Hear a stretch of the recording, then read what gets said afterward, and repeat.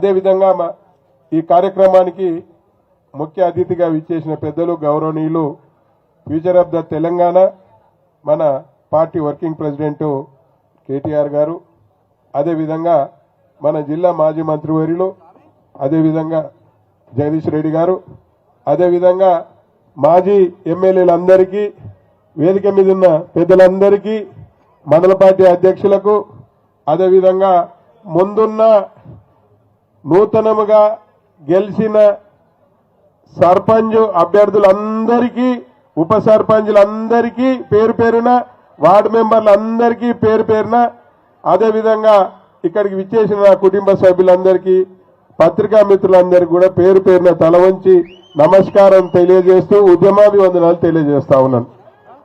ఇక ఏది మాట్లాడినా కానీ హనుమంతుని ముందున కప్పగంతులు వేసినట్టే ఉంటుంది. పెద్దలందా అన్ని విషయాలు మాట్లాడారు, కానీ నేను రెండు విషయాలు మాట్లాడతా. ఎందుకంటే అన్నగారు బయటికి పోయేది ఉంది, ఎంత అర్జెంట్ కార్యక్రమాలున్నా మనవించి ఇక్కడికి విచ్చేసిన పెద్దలు ఉన్నారు. ఒకటే విషయం, ఈరోజు మనం తెలంగాణ సాధించుకుంది నీళ్లు, నిధులు, నియామకాలు. దాంట్లో అన్నిటినీ సాధ్యమైనంత వరకు సాధించుకున్నాం. మళ్ళీ అందరికీ అందే విధంగా మన గౌరవ ఆనాటి ముఖ్యమంత్రి గారు అందజేసినాడు. కానీ మళ్ళీ ఇప్పుడు ఒక బాధ ఏర్పడ్డది. ఇలా మనకు నల్లగొండ జిల్లాకు నీళ్ల కరువు, తాగునీళ్ళు ఇచ్చుకున్నాం కానీ సాగునీళ్లు లేవు. ఇలా నీళ్లు రావాలి అంటే నల్లగొండ మున్గోడుకు కానీ దేవరకొండకు కానీ రావాలి అంటే అవి పాలమూరు, డిండి ఎత్తిపోతల నుంచే మనకు నీళ్లు వస్తాయి. ఆ నీళ్లను తీసుకుంటేనే దేవరకొండ కానివ్వండి, మున్గోడు కానీ నీళ్లు వస్తాయి. కాబట్టి ఆ నీళ్ల కొరకు మనకు ఒంటె బెదలకు నక్కాశపడ్డట్టు ఆశపడతా ఉన్నాం. కానీ ఈ కాంగ్రెస్ ప్రభుత్వం వచ్చిన తర్వాత వేగంగా జరుగుతున్న పాలమూరు, డిండి పనులను నత్తనడక నడుపుతున్నా ఉన్నారు. ఇప్పుడు ఈ ప్రభుత్వం డిపిఆర్ను కేంద్ర ప్రభుత్వానికి పంపిస్తే అది వాపస్ పంపిర్రు. మరి దాని మీద ఈ ప్రభుత్వం కానీ, ఈ నల్లగొండ జిల్లాలో ఉన్న మంత్రులు కానీ, అదేవిధంగా ఎమ్మెల్యేలు కానీ నోరు మూసుకొని కూర్చున్నారు. మరి ఏం చేస్తా ఉన్నారు? ఏమనంటే మేము ఈ జిల్లాను అభివృద్ధి చేస్తాం, మేము ఏదో చేస్తామని అన్ని పొంగనాలు చెప్తా ఉన్నారు. మా దగ్గర ఒక పొంగనాల పోసిగాడు తగిలింది. అన్ని పొంగనాలు తప్ప ఏం లేవు, పొంగనాలు తప్ప ఏం లేవు. మా గోల్మాల్ గోపాల్ గారు నిన్న కూడా చెప్తుండు, ఇక 2 ఏళ్ళు ఏం చేయలే కానీ ఇక 3 ఏళ్ళు అంతా కట్టి పీక్తారట. ఇక 2 ఏళ్ళు చేయనా 3 ఏళ్ళు చేస్తాయట. అరే నువ్వు ఏం చేయకుండా ఏం లేదు రే భయ్, ఇక డిపిఆర్ వాపసు పంపిర్రు, దాని మీద నీ అభిప్రాయం ఏందో చెప్పే దమ్ముందా? చెప్పడు.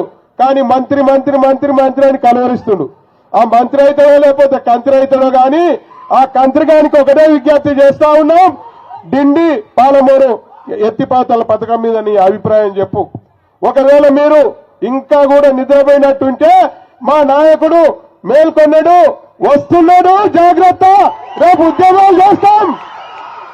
ఆ ప్రాజెక్టు పనులను ఎట్లా ముందుకు తీసుకెళ్లాలో అట్లా తీసుకెళ్తాం. ఇదే మీ అందరికి ఒకటే మనవి చేస్తామని సిద్ధంగా ఉండండి. మరొక ఉద్యమానికి మనం మొదలు పెట్టవలసిన అవసరం ఉంది అతి తొందరలో అని తెలియజేస్తూ, ఇవాళ సర్పంచ్ గెలిచిన సర్పంచులను ఏం చెప్తా ఉన్నారంటే మీకు నిధులు ఎక్కడ వస్తాయి? ఎవరో బిడ్డ నీకు నిధులు రాకపోతే ఊకుంటావా? గల్లబెట్టి గుంజి తీసుకొస్తాం, సంబంధిత మంత్రుల దగ్గర పోతాం, సంబంధిత మంత్రి ఏడికైనా పోతాం, పోరాటం చేస్తాం. పోరాటం చేసి తెలంగాణ తెచ్చుకున్న వాళ్ళం. ఈ నిధులు తెచ్చుకోవడం మాకు ఒక ఏమన్నా లెక్కనా? ఒకవేళ ఇవ్వలేదు అనుకో, రాబోయేది కేసీఆర్ గారి నాయకత్వంలో మళ్ళీ తెలంగాణలో బీఆర్ఎస్ ప్రభుత్వమే. అప్పుడు 2 ఏళ్ళు ఉంటాం కదా, ఆ 2 ఏళ్ళలో తెచ్చుకుంటాం. ఈ 3 ఏళ్ళు మీరు చేసేది ఏం లేదు. ఎవరు కూడా ఆధారపడవలసిన అవసరం లేదు. సర్పంచులు అందరికి కూడా చెప్తా ఉన్నారు, అల్ల నిధులు రావు, మా పార్టీలకు రమ్మని అడుగుతా ఉన్నారు అప్పుడే.